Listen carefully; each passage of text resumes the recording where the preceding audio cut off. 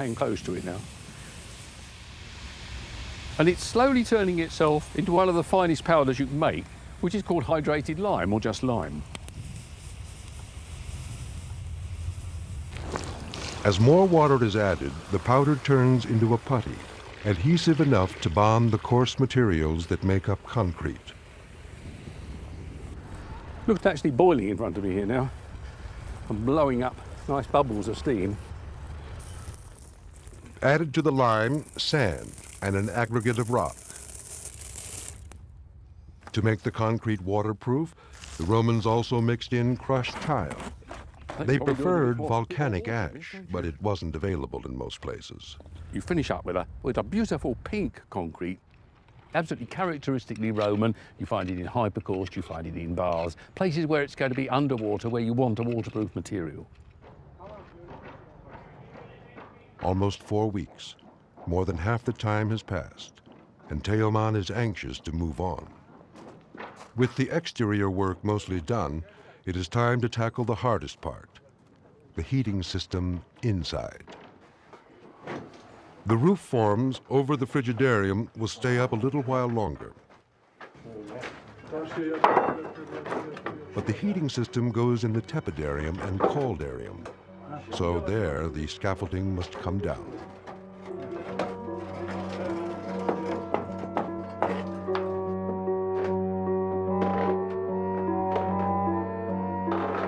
Tearing down the vault planking is a nerve-wracking process.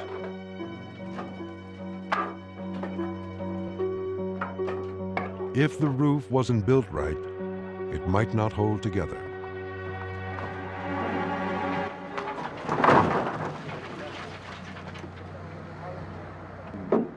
Everyone is relieved when the roof stays up.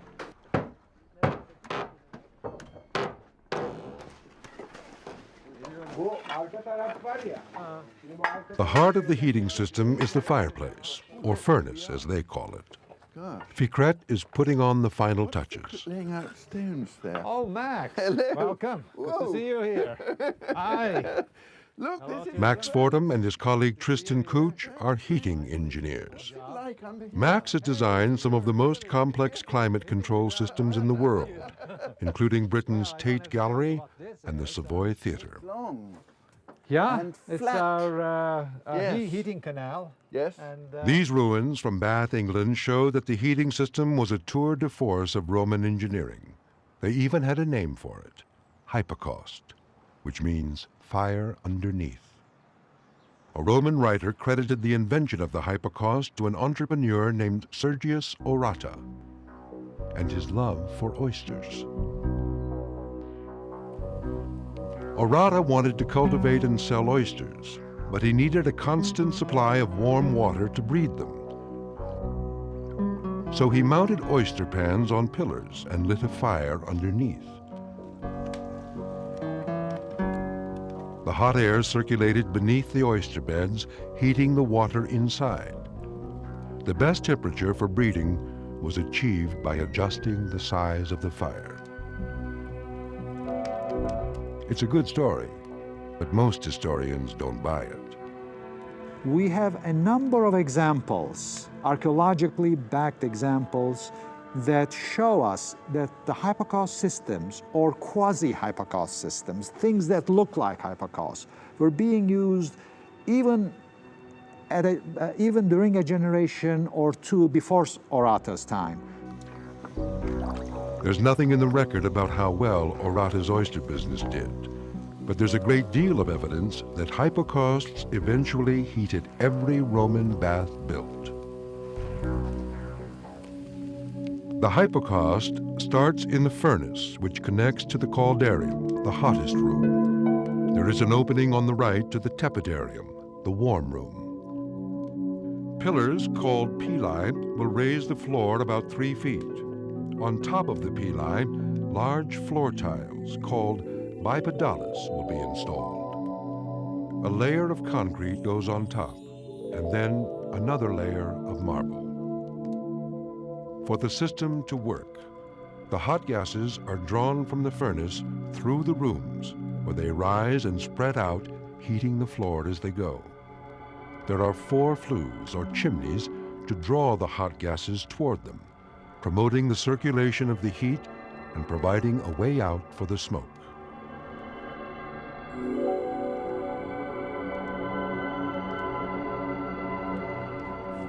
Part of Max's role is to assess whether the gases will flow properly. If the system isn't pulling a draft, it will never heat up the bath. Don't breathe it. You see the winds drifting about, and then we'll see where it's going quite nicely in, look. There we go. This is a good sign that the system might be working properly, taking air from the outside and drawing it in.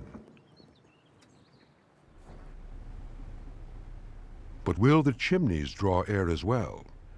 Max steps inside the caldarium to check. The flames drawing. You see now they're not going in yet.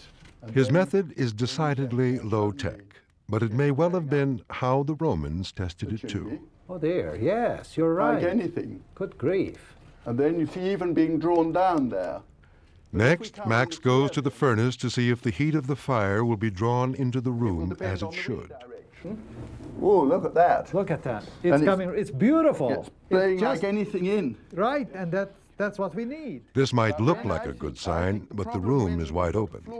If the raised floor isn't designed and installed properly, the gas flow could be blocked and the room won't heat. Come in here about as fast as that. Karşılıklı ipleri çeker çeker tak tak tak tak tak tak arıyoruz hepsini biter. The men start building the pili.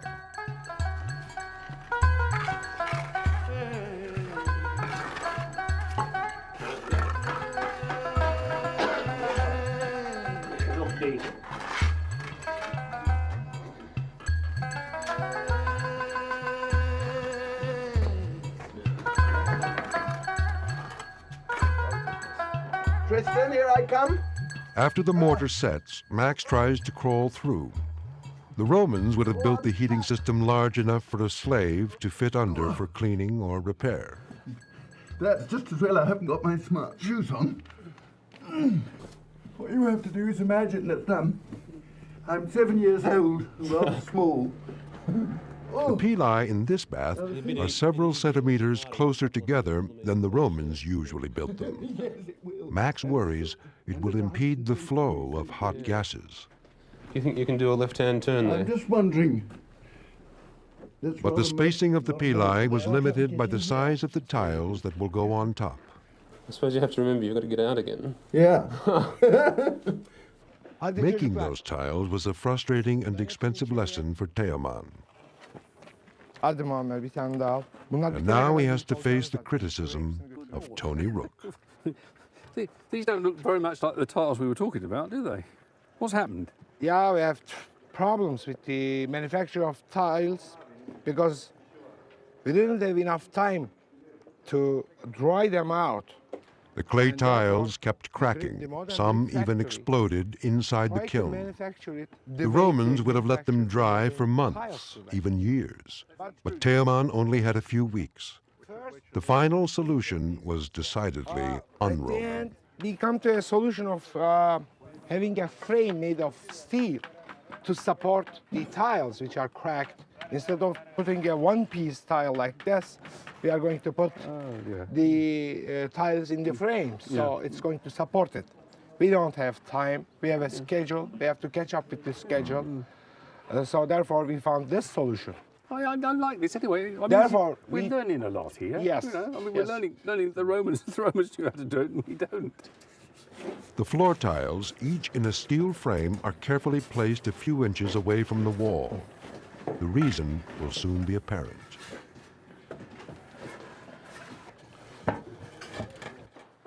Parmağını.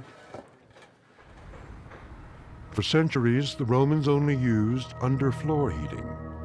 Then, around the 1st century AD, archaeological evidence revealed something new. This is Ephesus, Turkey, a nearby Roman city with several baths. And each one reveals a surprising new addition: hollow clay boxes called tubuli, lining the walls of the heated rooms. The Romans had introduced radiant wall heating, which made the system much more complex. The tubuli are placed over the hole between the ledge and the floor tile. When stacked on top of each other, a vertical channel is formed for hot gases to rise. The round holes placed side by side create a horizontal path, so the gases can also circulate across the wall. But what to do when they get to the top is a mystery.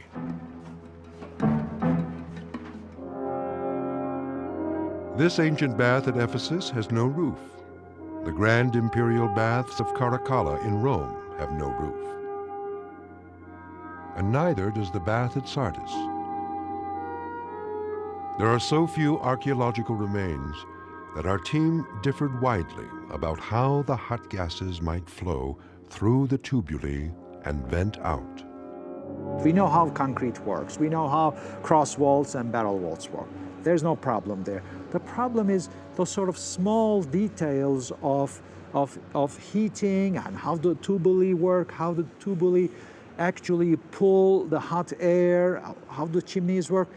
And to this day, we do not know just how hot was a Roman bath. We have no idea. The system they settled on works like this. Along the open edges of the floor, the hot gases rise up the vertical channels and flow horizontally through the holes. When they get to the top, they meet up with a horizontal channel connected to the chimney flue. The draft from the chimney draws the hot gases and keeps the circulation going, so that a continuous stream of heated air cycles through. Ibrahim Akyar is building the horizontal channel. First, he cuts the hole in the chimney. Then he carefully matches the openings. The tubuli are bonded to the wall by mortar. It's similar to concrete, but without the coarse ingredients. Tons of mortar have been used in this small bath, and giving it all time to dry will become a serious problem. The Romans would have allowed weeks, even months, for the building to dry. But Teoman has only 10 days to complete construction and 3 days to heat up the building. Such a tight schedule could be a recipe for disaster. If you've got a lot of moisture in a structure and you dry it fast, it shrinks. Now, if it dries slowly, the shrinkage is sort of spread out over the whole thing and it sort of relaxes. But if you dry it fast, then the shrinkage is liable to be concentrated in places, so it'll crack for that reason. And the other thing is, if you heat it, it expands. So you've got these two effects going on. You could have somewhere in the structure, you can have one bit of it getting very hot and one bit of it drying, and it's going to pull itself apart. Teoman is well aware of the problem, but there's still so much to do. The hypocaust floors need a layer of concrete. 4 to 5 inches thick, it will take several days to dry. Only Teoman will wait it out. Everyone else has jobs and things to do back home. They'll return in 10 days to light the furnace. As plastering begins on the ceiling, their problems are about to multiply.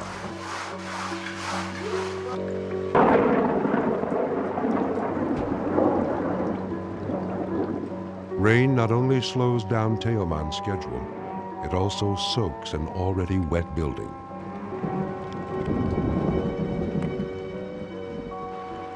Even the stray puppy that adopted the bath as her new home gets drenched.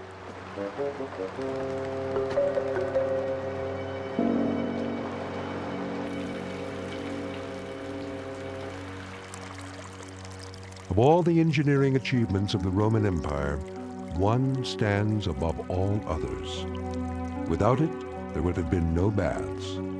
Without it, there would have been no Rome. The Roman aqueduct, the single greatest system for the transport of water known to the world until this century.